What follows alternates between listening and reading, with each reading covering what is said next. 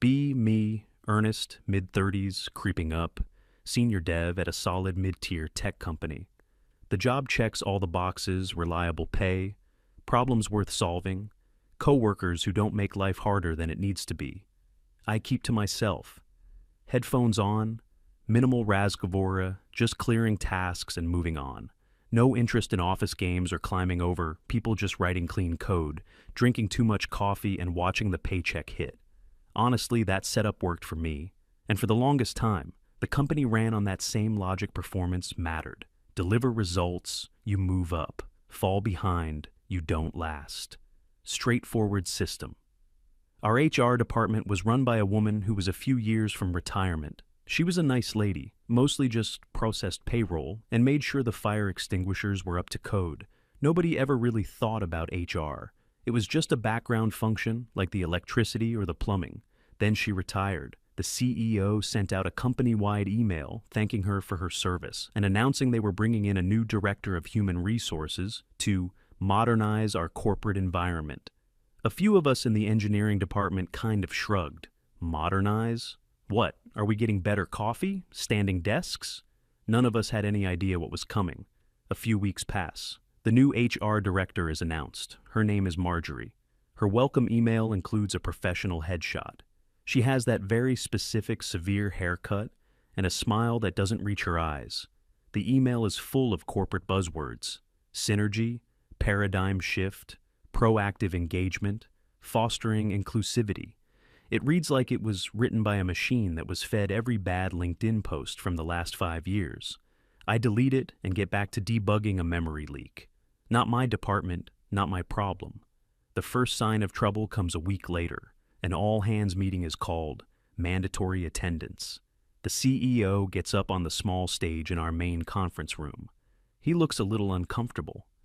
He gives a short, awkward speech about the company's future, and then introduces Marjorie to talk about the new cultural initiatives.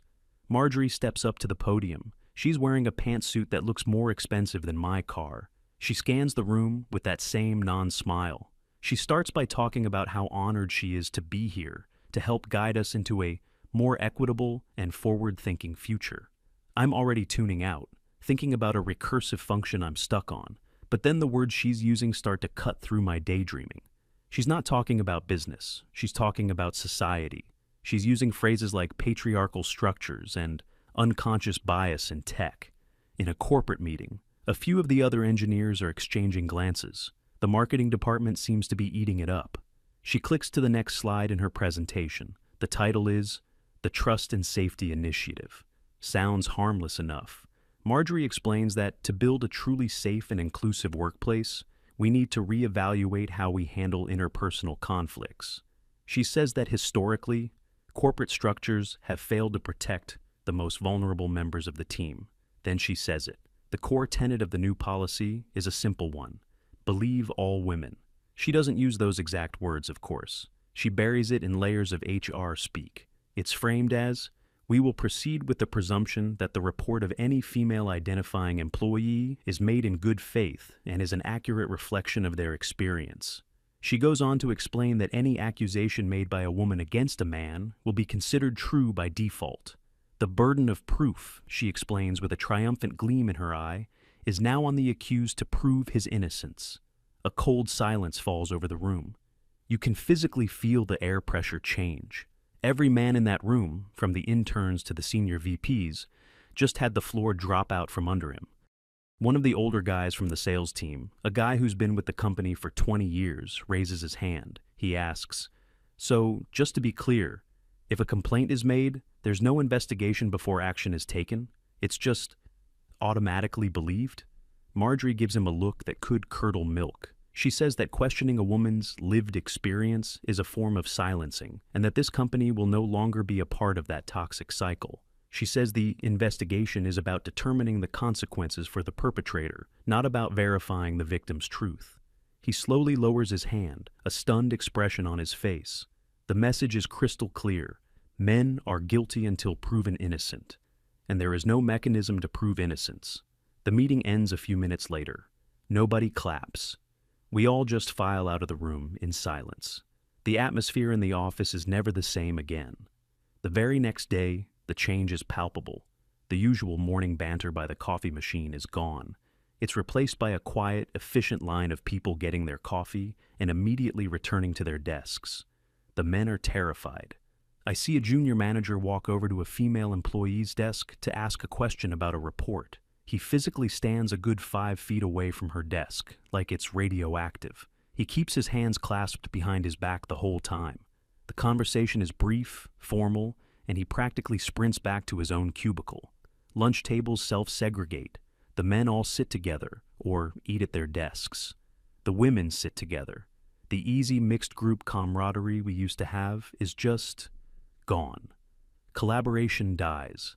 Instead of walking over to a female colleague's desk to hash out a problem on a whiteboard, male engineers now send a long, carefully worded email, seeing their own manager for protection. Every interaction is now a potential liability. A joke could be verbal harassment. A compliment on a new haircut could be unwanted attention. A disagreement in a meeting could be creating a hostile environment. Productivity starts to tank, but Marjorie doesn't see it that way. She sends out a weekly newsletter celebrating the new, calmer office environment. She praises the reduction in disruptive social behaviors and highlights the importance of our journey toward a safer workplace. She has no idea that the calm is not peace, it's fear. There's this one woman in the marketing department, Ruby. Ruby was always a bit of a social climber, not particularly talented at her job, but very good at office politics. She's the kind of person who uses corporate jargon in the casual conversation and thinks it makes her sound smart. Before Marjorie, nobody really took her seriously. She was just a minor annoyance. Now, in this new environment, she's thriving. She becomes Marjorie's unofficial lieutenant. Ruby is suddenly very vocal in meetings. If a male colleague disagrees with one of her ideas, she'll sigh dramatically and say something like, "I'd appreciate it if you wouldn't use such an aggressive tone with me." The man will immediately back down, apologizing, even if his tone was perfectly normal. She starts interrupting men when they're speaking, and if they try to finish their sentence, she'll hold up a hand and say, "Please, let the woman in the room finish her thought." Marjorie, who sometimes sits in on these meetings, will nod in approval. Ruby is a brave voice. Most of us just learn to avoid her. It's easier than navigating the minefield of a conversation with her. I keep my head down, as always. My job requires me to collaborate with a few other engineers. One of them is a woman named Judith. Judith is like me. She's here to work. She's a no-nonsense, highly competent database administrator. She sees the new office dynamic for what it is. One afternoon, we're the last two in our section of the office. She rolls her chair over to my desk. She speaks in a low voice. "This is completely insane, right? It's not just me." I just nod. It's a relief to know someone else gets it. She says the new policy is not only unfair, it's insulting to women. It paints them as fragile children who can't handle a normal workplace interaction. It assumes they're all helpless victims who are incapable of lying or making mistakes. We talk for a few minutes about how much harder it's become to get anything done. How simple 5-minute conversations now take a dozen emails to accomplish.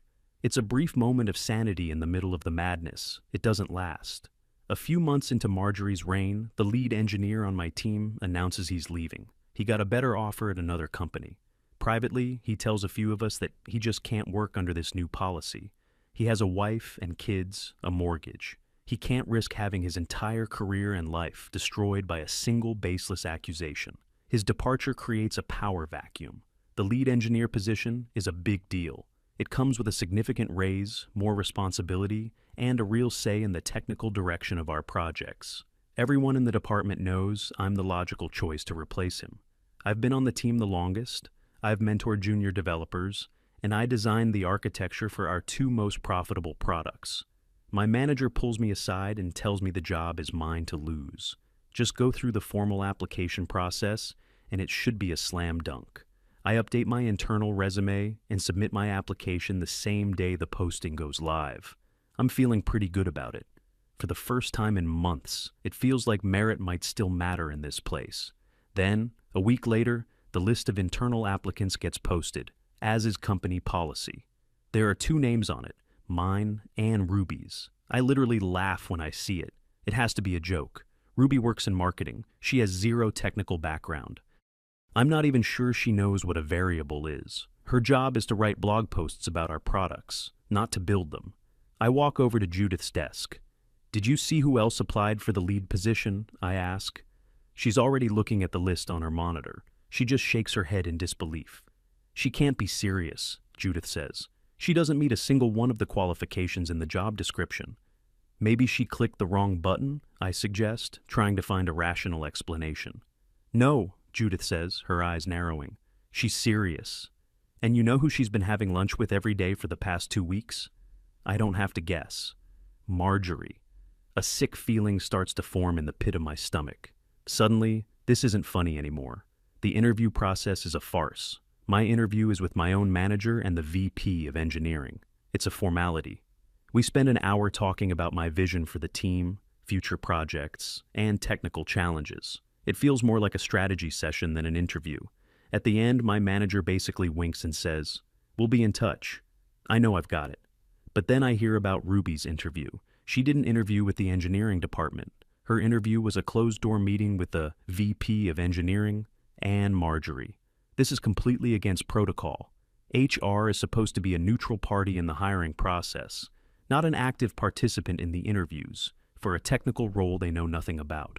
The other engineers on my team are buzzing about it. Everyone knows this is wrong. The decision is supposed to be announced on a Friday. All week, the tension is thick. Ruby walks around the office with an air of smug confidence. She's already acting like she runs the department.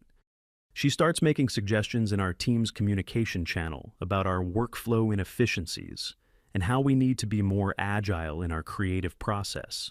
It's just a stream of meaningless buzzwords she clearly picked up from a management seminar. We all just ignore her. I try to put it out of my mind and focus on my work. The system is based on merit. My qualifications speak for themselves. The VP of engineering is a reasonable guy. He wouldn't let HR bully him into making a disastrous hiring decision. He just wouldn't. Friday morning arrives. The email lands in my inbox at 10 a.m. sharp. The subject line, "Announcing our new lead engineer." My heart is pounding. This is it. The validation of years of hard work. I open the email. It's a long, glowing announcement. It talks about the company's commitment to thinking outside the box and bringing in diverse perspectives to technical roles. It praises the chosen candidate for her bold vision and passion for collaborative success. And then I see the name. The new lead engineer for my team is Ruby. I feel like I've been punched in the gut. I just stare at the screen, unable to process what I'm reading. It can't be real. This is a company that builds complex software, not a book club. You can't put someone in charge of the engineering team who doesn't know how to code. It's like making the guy who paints the planes the head of aeronautical engineering. It's not just unfair, it's suicidal for the business. I look up from my monitor. Across the office, I can see the other engineers reading the same email. Their faces are a mixture of shock, confusion, and disgust. Judith catches my eye from her desk. She just shakes her head slowly, her expression grim. Ruby is standing near the marketing department, holding her phone. She has a wide, triumphant smirk on her face. She looks over at the engineering section, directly at me, and her smirk widens. It's a look of pure, unadulterated victory. She didn't just want the job, she wanted me to lose it. My manager comes over to my desk a few minutes later. He looks ashamed. He won't make eye contact with me. He mumbles something about how the decision came from way above him and how his hands were tied. He says Marjorie made a very strong case for Ruby, arguing that promoting another man would reinforce the existing patriarchal power structure in the tech department. She argued that Ruby's emotional intelligence and fresh perspective were more valuable than my outdated technical skills. My manager tells me he fought it, but Marjorie went over his head, straight to the CEO. She convinced the CEO that this was a bold and necessary move for the company's public image. So that's it. My years of dedication, my expertise, my proven track record, all thrown out the window for the sake of appearances. I feel a rage building inside me that I haven't felt in a very long time. But I keep it together. I just nod and say, I understand. What else is there to say? The rest of the day is a blur. I can't focus on work. I just sit there, staring at my screen, the email burning in my mind. The betrayal is what hurts the most.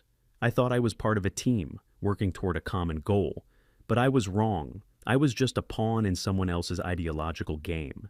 As I'm packing up my bag to leave for the day, I see Judith walking towards me. She looks furious. "Don't let them get away with this, Ernest," she says quietly but intensely. "What am I supposed to do?" I reply, my voice hollow. "The decision is made." "This isn't a decision. It's a declaration of war on competence," she says. Ruby celebrated too loudly. I heard something. She tells me she was in the break room when Ruby came in with a couple of her friends from marketing. Ruby was gloating. She was laughing about how easy it was. She said, "He never stood a chance. Marjorie had my back from the start." Then she said the part that made my blood run cold. One of her friends asked if she was worried about not knowing anything about the job. Ruby just laughed and said, "I'll just make Ernest do all the real work. If he refuses, I'll just tell Marjorie he's creating a hostile environment for me. What's he going to do? Who are they going to believe?" I go home that Friday, feeling like I'm in a daze. The weekend is a write-off. I just sit in my apartment, replaying what Judith told me over and over again in my head.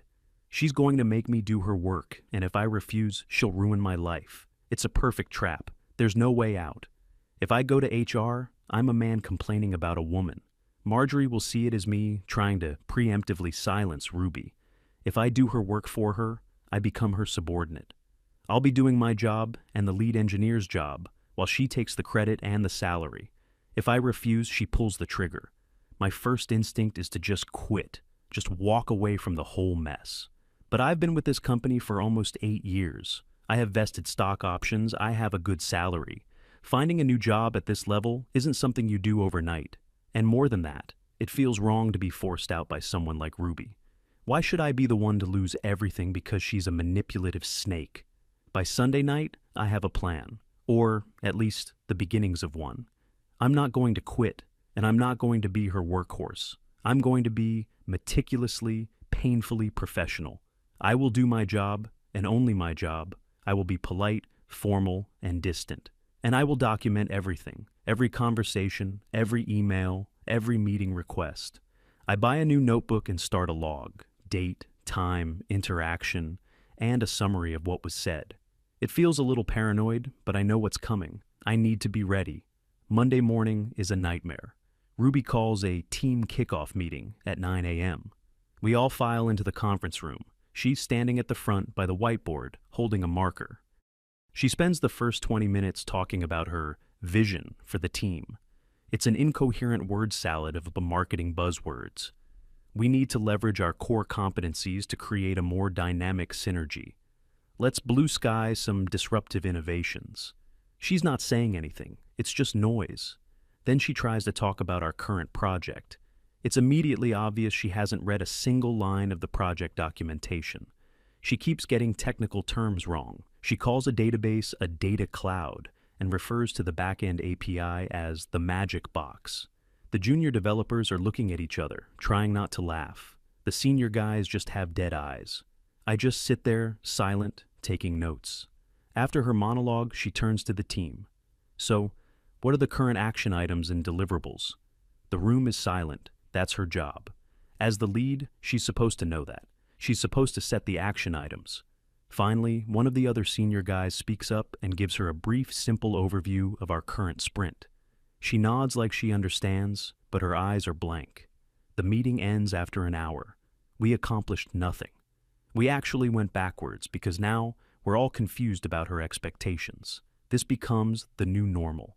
Ruby's days consist of 3 things: attending meetings she doesn't understand, delegating tasks that are her responsibility, and writing long, rambling emails about team culture and empowerment. She is a black hole of productivity. She starts trying to get me to do her work almost immediately. It starts small. She'll send me a message. "Ernest, can you quickly whip up a summary of our Q3 technical debt for me? I'm swamped," I reply politely.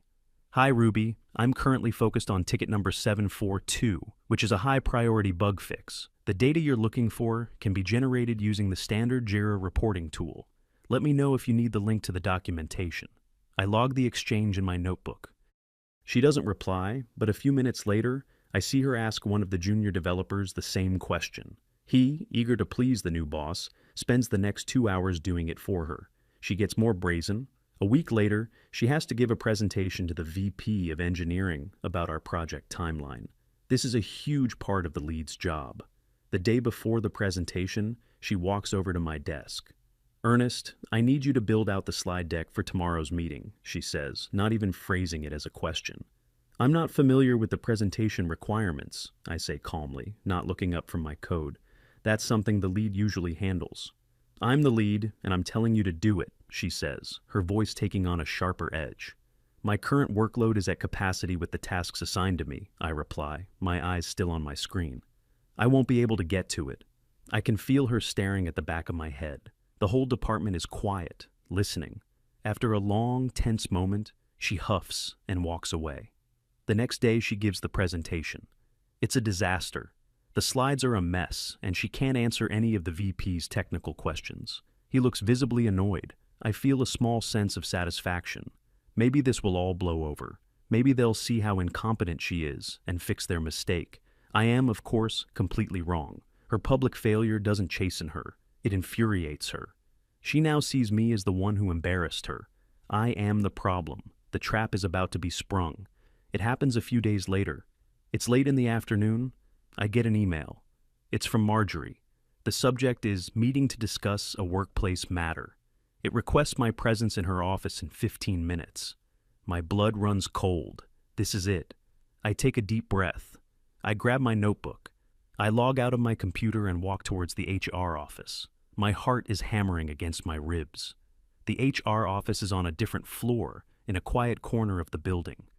It always feels like walking to the principal's office. Marjorie's door is closed. I knock. Her voice tells me to come in. I open the door, and the scene is exactly what I expected. Marjorie is sitting behind her large, sterile desk.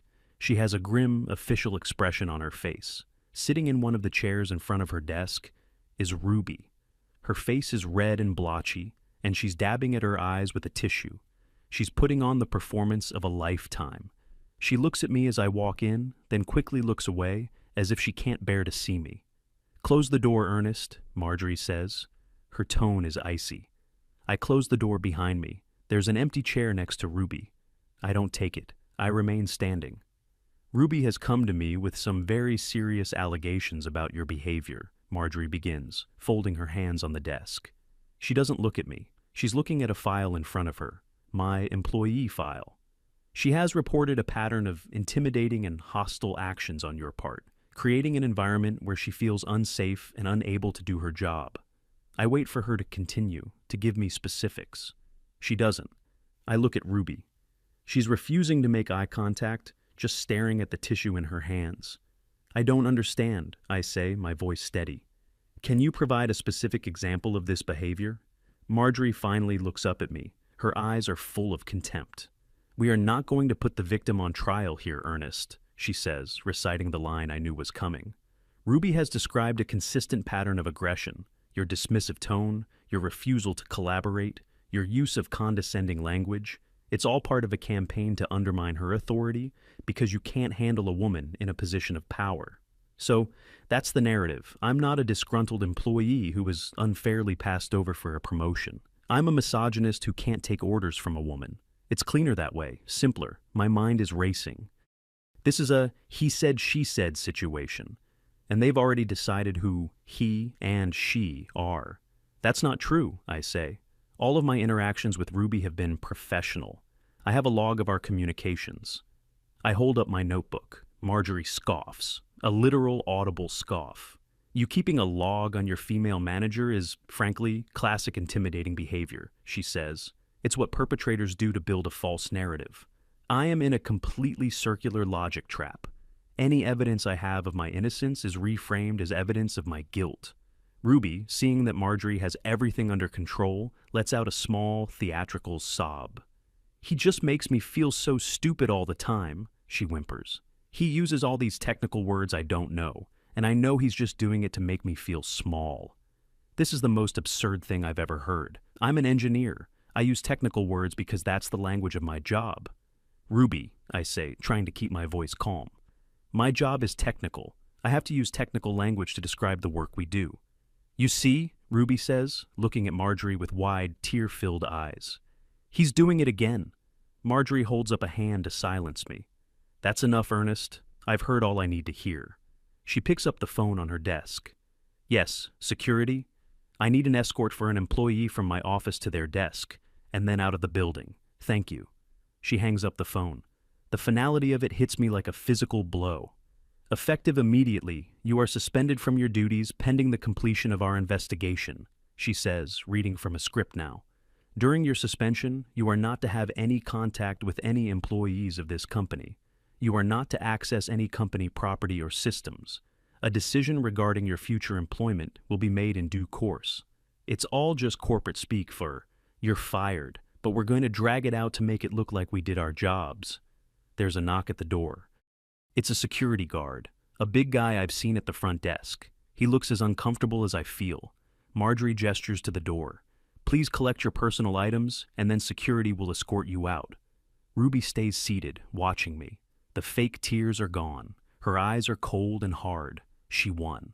I don't say another word. There's no point. I turn and walk out of the office, the guard following a few steps behind me.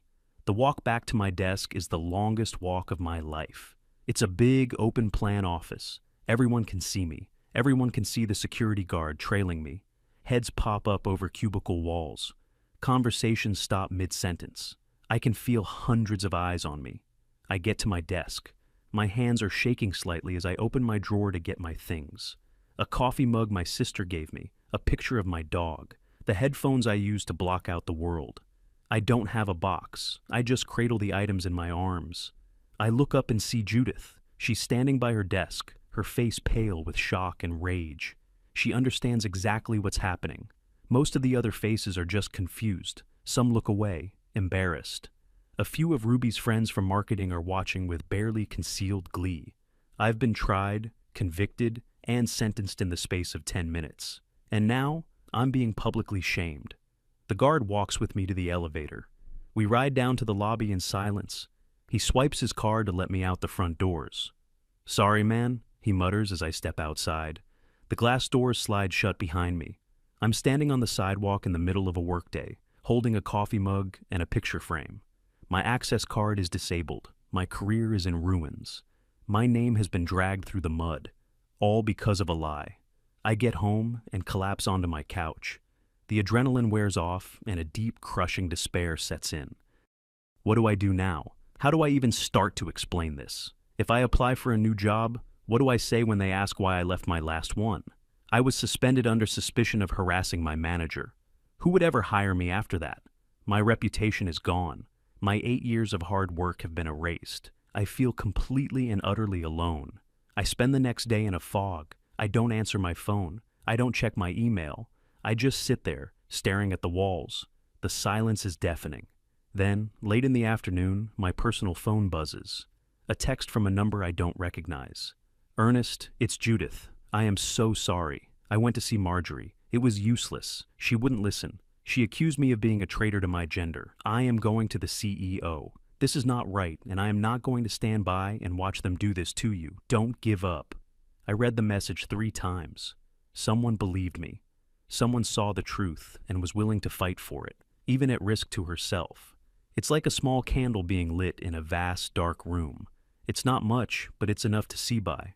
The despair begins to recede, replaced by something else. Anger. A cold, hard, clarifying anger. They thought I would just roll over and die. They thought I would be too ashamed, too broken to fight back. They were wrong.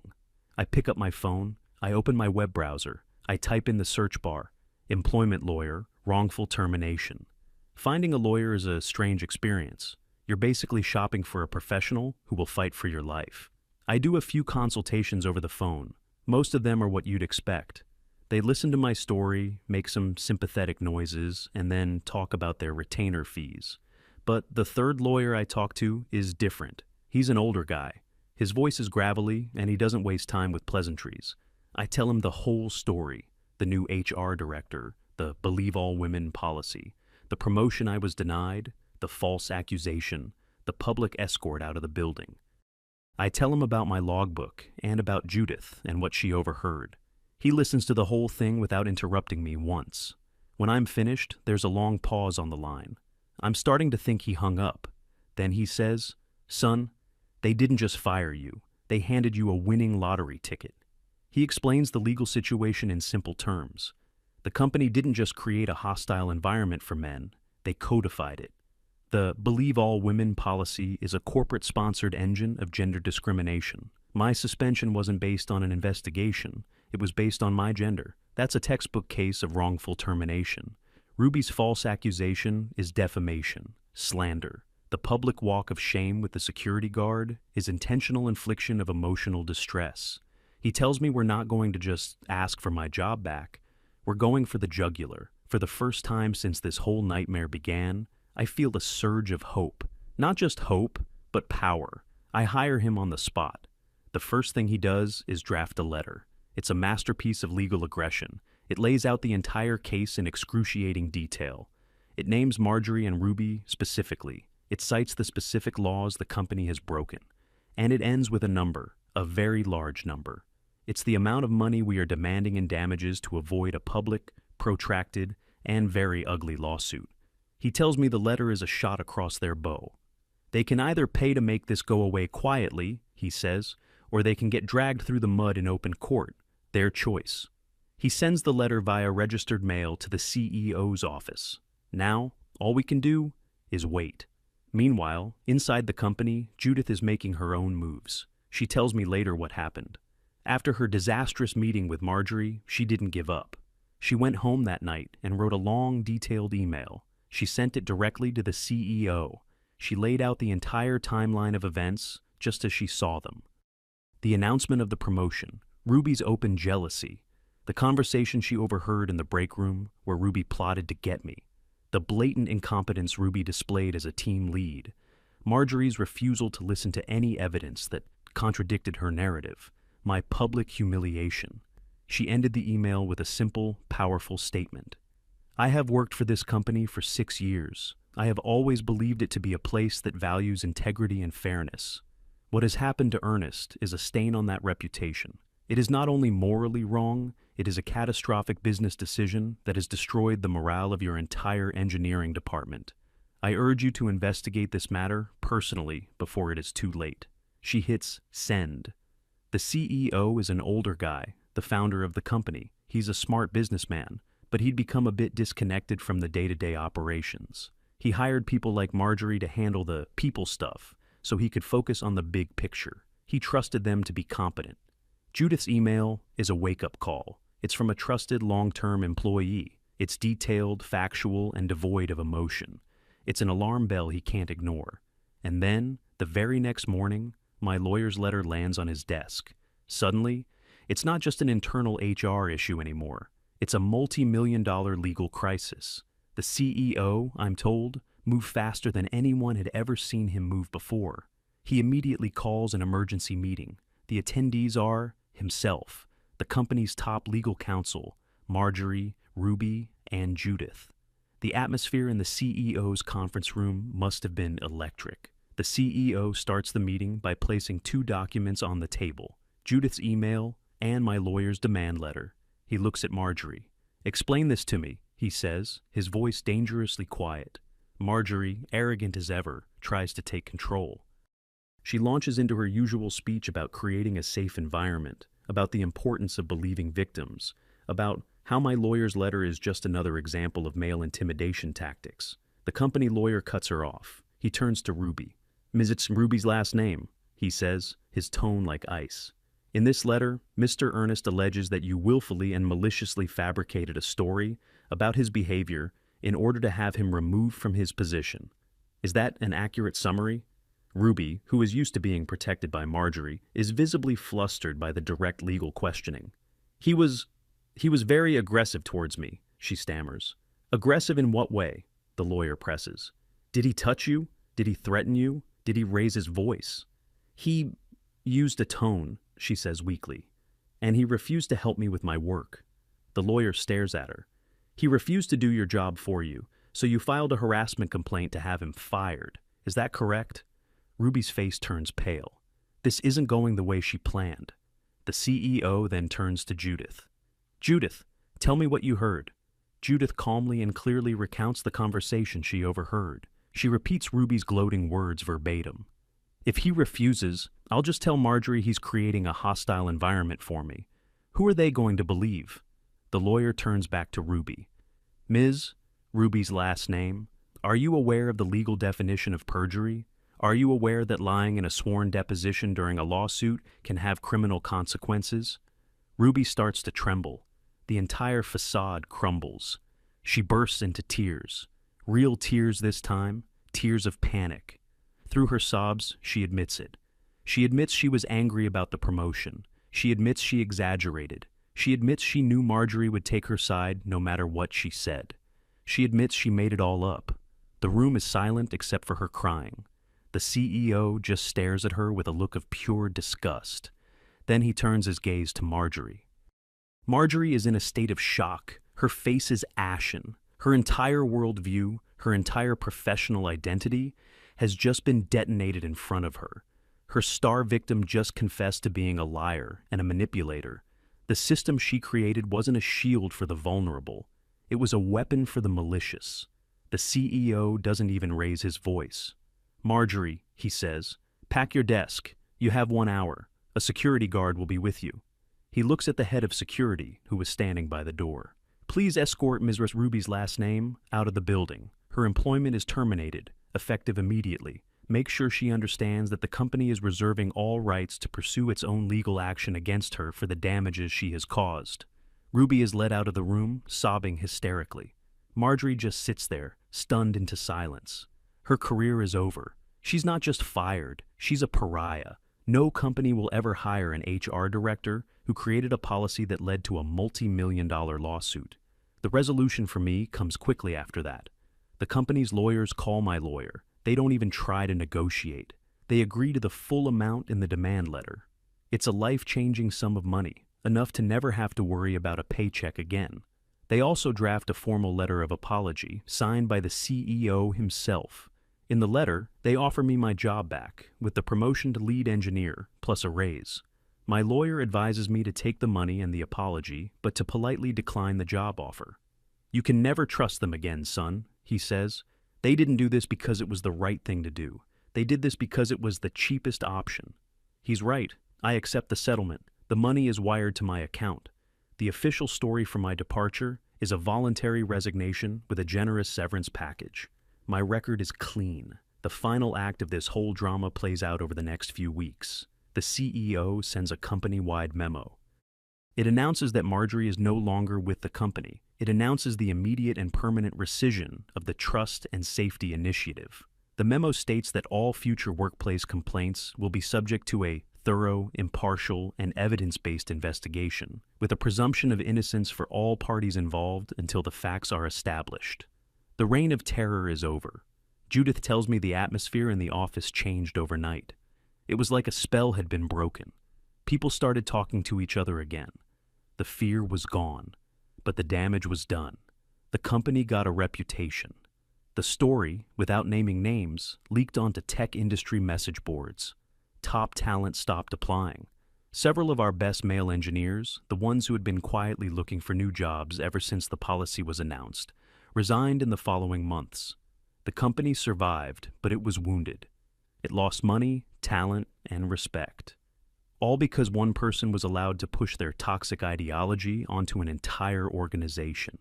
As for me, I take a few months off. I decompress. I spend time with my dog. The anger fades, and what's left is a kind of weary wisdom. I learned a hard lesson about the modern workplace. It's not always a meritocracy. Sometimes it's a battlefield of ideas, and if you're not prepared, you can become a casualty. I eventually get a new job at a smaller, saner company. The interview process is focused entirely on my technical skills. Nobody asks me about my feelings or my lived experience. It's refreshing. I still talk to Judith. We grab lunch every now and then. She's the real hero of the story. She had nothing to gain and everything to lose by standing up for me, but she did it anyway because it was the right thing to do. It reminds me that there are still good, principled people out there. Sometimes, late at night, I think about Marjorie and Ruby. I don't feel anger towards them anymore. I just feel a kind of pity. They were so consumed by their ideology of grievance and victimhood that they became the very monsters they claimed to be fighting. They saw toxic masculinity in a quiet man who just wanted to do his job. They saw oppression and competence. In the end, their system didn't empower women. It empowered one toxic woman to destroy an innocent man's career for her own selfish gain. And in doing so, she brought the whole rotten structure crashing down on top of everyone. They got their believe all women policy, and it cost them everything.